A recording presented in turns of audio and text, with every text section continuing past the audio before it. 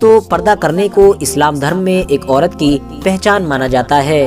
یہی وجہ ہے کہ آپ چاہیں دنیا کے کسی مسلم دیش میں ہو یا پھر امریکہ اور یورپ جیسے کسی ماڈرن دیش میں ہو، ہر جگہ پر آپ کو زیادہ تر مسلم عورتیں پردے میں ہی نظر آئیں گی۔ اس کے علاوہ اگر آپ لوگوں کی سڑک پر چلتی ہوئی کسی ایسی عورت پر نظر پڑے گی کہ جو نقاب یا پھر پردہ پہنے ہوئے ہوگی، تو آپ لوگوں کے دماغ میں بھی سب سے پہلے خیال ایک مسلم عورت کا ہی آئے گا، کیونکہ ظاہر ہے مسلم عورتیں ہی پردہ کرتی ہیں۔ مگر دوستو، آج کی اس ویڈیو میں ہم آپ لوگوں کو ہماری دنیا کے ہی ایک علاقے میں بسے ہوئے ایک ایسے خاص اور عجیب و غریب قبیلے کے بارے میں بتائیں گے کہ جو قبیلہ ویسے تو 100% پوری طرح سے مسلمان ہے، مگر اس قبیلے کے رسم و رواج، اس کا کلچر، اس کا ٹریڈیشن دنیا کے دوسرے علاقوں میں رہنے والے مسلمانوں سے بالکل الگ ہے۔ آپ کو جان کر شاید حیرانی ہوگی کہ پوری مسلم دنیا سے الٹ اس قبیلے میں عورتوں کی بجائے مرد پردہ کرتے ہیں۔ آج کے دور میں اس قبیلے کے لوگوں کی تعداد لگ بھگ 20 لاکھ کے قریب ہے، جو افریقہ کے کئی الگ الگ دیشوں میں آباد ہے۔ دراصل دوستو، اس قبیلے کو ٹوریک کے نام سے جانا جاتا ہے۔ اس قبیلے کے لوگ صحارا ریگستان کے پرانے واسی ہوا کرتے تھے۔ یہی وجہ ہے کہ آج کے دور میں بھی یہ لیبیا، مالی اور نائجیریا جیسے ان سبھی دیشوں میں آباد ہیں کہ جہاں پر صحارا ریگستان موجود ہے۔ اس قبیلے کا یہ اصول ہے کہ ان کے لڑکے جیسے ہی تھوڑے سے بڑے ہونا شروع ہوتے ہیں، ویسے ہی ان کو پردہ کروانا بھی شروع کروا دیا جاتا ہے، جبکہ دوسری طرف عورتوں کو پردہ کرنے کی بالکل بھی اجازت نہیں دی جاتی ہے۔ ان لوگوں کے مطابق وہی عورت زیادہ خوبصورت اور زیادہ عقل مند ہے کہ جو اپنے جسم کی زیادہ سے زیادہ نمائش کرے۔ آپ کو بتاتے چلیں کہ اس قبیلے کے لوگوں کا کئی صدیوں سے یہ ماننا ہے کہ صحارا ریگستان میں بہت بری بری روحیں ہمیشہ پھرتی رہتی ہیں، اور جب کبھی بھی یہ بری روحیں کسی مرد کو بے پردہ دیکھتی ہیں تو فوراً اس کے اوپر حملہ کر دیتی ہیں۔ اسی لیے جیسے ہی لڑکا تھوڑا سا جوان ہو، اس کو فوراً پردہ کروایا جائے، کیونکہ حجاب کرنا ہی مردوں کے لیے وہ سنگل راستہ ہے کہ جس کی مدد سے وہ ان بری روحوں سے بچ سکتے ہیں۔ یہی وجہ ہے کہ ٹوریک قبیلے کے سارے ماں باپ کی یہ ذمہ داری ہے کہ جب ان کا لڑکا بہت زیادہ چھوٹا ہو تو وہ اس کے سر پر پگڑی باندھنا شروع کر دیں، اور جیسے ہی وہ تھوڑا سا بڑا ہو یعنی جوان ہو تو اس کو وہ پگڑی اتروا کر پردہ کروانا بھی شروع کروا دیتے ہیں۔ ایک ایسا پردہ کہ جس کے بعد ان کے چہرے پر سوائے آنکھوں کے کچھ بھی نظر نہیں آتا ہے۔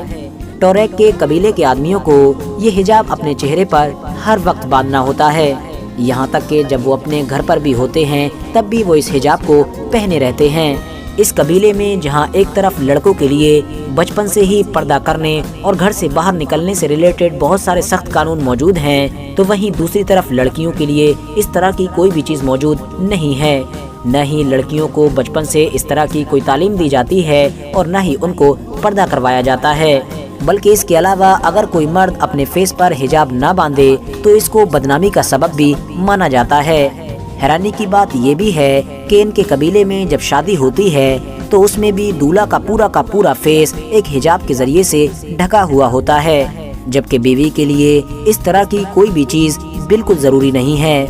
RH نیٹ ورک کے نالجبل فرینڈز، اب کیونکہ اس قبیلے کے سبھی آدمی حجاب کرتے ہیں، اسی لیے ہر آدمی کے لیے یہ ضروری ہے کہ وہ اپنی کوئی نہ کوئی ایک ایسی نشانی ضرور بنا لے کہ جس کے ذریعے سے اس کو تمام حجاب کیے ہوئے آدمیوں کے بیچ پہچانا جا سکے۔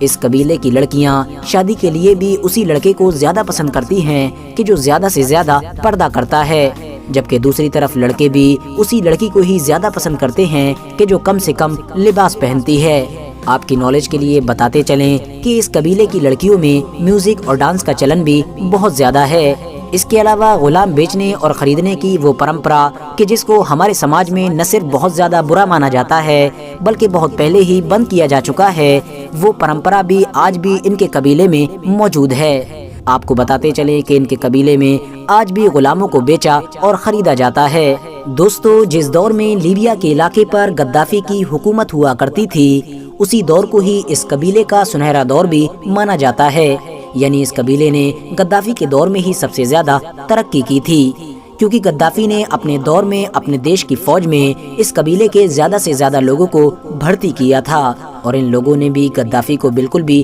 مایوس نہیں کیا، کیونکہ انہوں نے نہ صرف اپنے آپ کو ہوشیار بلکہ طاقتور بھی ثابت کیا، ساتھ ہی ساتھ یہ غدافی کے لیے بہت زیادہ وفادار بھی ثابت ہوئے تھے۔ اتنے وفادار کہ غدافی کی موت کے بعد بھی ان لوگوں نے ان کا ساتھ نہیں چھوڑا، اور ان کے ایک بیٹے کہ جس کو سیف الاسلام کے نام سے جانا جاتا تھا، ان کی جان کو بچانے میں ایک اہم کردار ادا کیا۔